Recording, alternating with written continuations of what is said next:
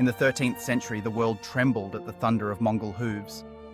From the sweeping grasslands of Central Asia, the Mongol Empire surged outward, conquering vast territories with an unmatched ferocity and unity of command. Cities fell, kingdoms vanished, and legends of Mongol invincibility spread far and wide.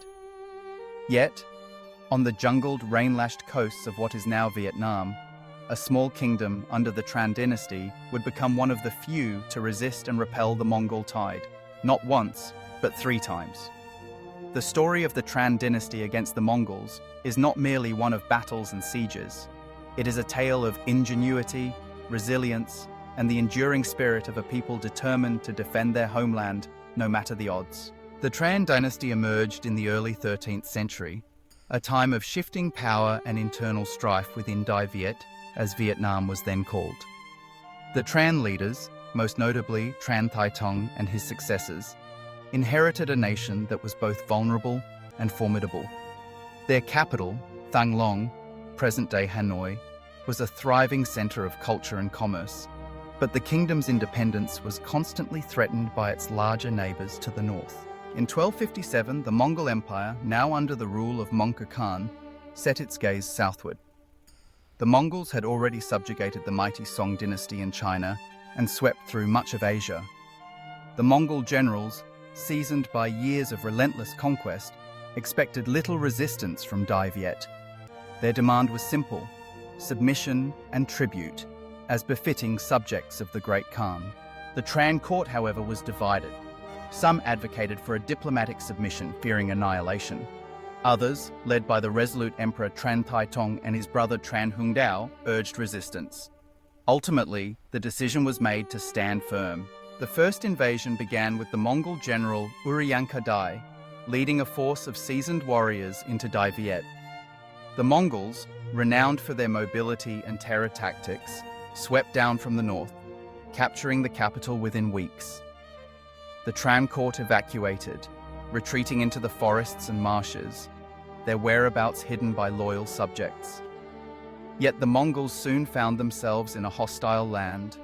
The climate was suffocating, the terrain alien, and the people, though scattered, were not broken. The Tran employed a strategy that would become their hallmark: hit-and-run tactics, scorched earth retreats, and guerrilla warfare. Rather than face the Mongols in open battle, they denied them resources, sabotaged their supply lines, and melted away into the countryside.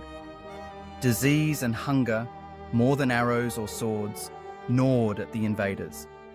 After months of frustration, the Mongols withdrew, leaving devastation in their wake but failing to subjugate the kingdom. This first victory was hard won, but it was not the end.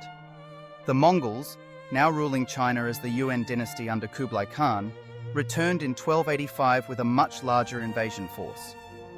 This time, the stakes were higher. Kublai Khan, determined to punish Dai Viet for its defiance, sent a massive army under the command of his trusted general, Togan. The Mongols advanced with terrifying speed, again capturing Thang Long and forcing the Tran leadership to flee. But the Tran had learned from their previous experience. Under the brilliant command of Tran Hung Dao, regarded as one of Vietnam's greatest military leaders, the Vietnamese forces executed a masterful campaign of resistance. They avoided direct confrontation, instead ambushing Mongol detachments, sabotaging bridges, and poisoning wells. The dense forests and winding rivers of northern Vietnam became their allies, hindering the Mongols' famed cavalry and making it difficult for them to maintain their supply lines. The turning point came at the Battle of Ham Tu and the Battle of Trung Duong, where the Vietnamese forces, catching the Mongols off guard, achieved decisive victories. The Mongol army, weakened by disease, hunger, and relentless harassment, was forced into a desperate retreat. Many drowned while attempting to cross the swollen Red River. Others fell to Vietnamese arrows or perished in the jungles. Once again, the Tran Dynasty had achieved the unthinkable. They had repelled the greatest military power the world had ever known. But Kublai Khan's ambitions were undimmed.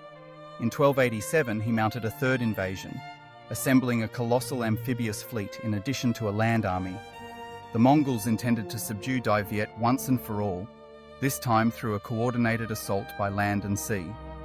Their fleet, laden with troops and supplies, sailed down the coast, expecting to rendezvous with the land forces for a final assault on the heart of the Tran kingdom.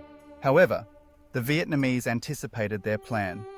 Tran Hung Dao orchestrated a brilliant defense, luring the Mongol navy into the narrow Bac Dang River. There, the Vietnamese had prepared an ingenious trap. Stakes, sharpened and coated with iron, had been driven into the riverbed, concealed by the tide. As the Mongol fleet advanced, the tide ebbed, exposing the stakes and trapping the invaders' ships. Vietnamese fireships and archers unleashed devastation upon the immobilized fleet. Panic spread among the Mongol ranks, and the mighty navy was decimated. With their fleet destroyed and their land forces isolated, the Mongols had no choice but to retreat.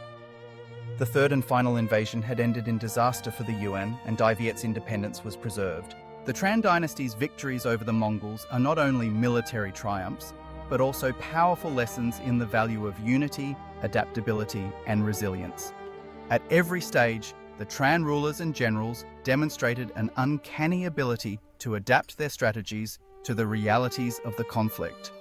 They refused to fight on the Mongols' terms, instead turning the environment, the weather, and the spirit of the people into powerful weapons. The Vietnamese soldiers, many of them peasants and fishermen, fought not for distant rulers, but for their homes and families. Their leaders inspired loyalty through personal example, humility, and a fierce dedication to their people's welfare. In the centuries that followed, the Tran Dynasty's resistance became enshrined in Vietnamese legend and identity.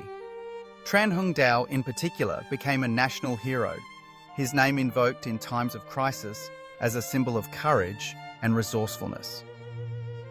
The Mongol invasions left scars, but they also forged a sense of unity and resilience that would sustain the Vietnamese people through centuries of struggle.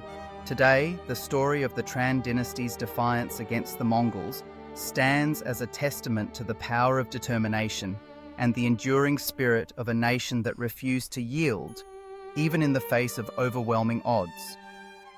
It is a story that resonates not only in the annals of Vietnamese history, but in the broader human narrative. A reminder that even the greatest empires can be humbled, and that the will to resist, when united with ingenuity and courage, can shape the course of history.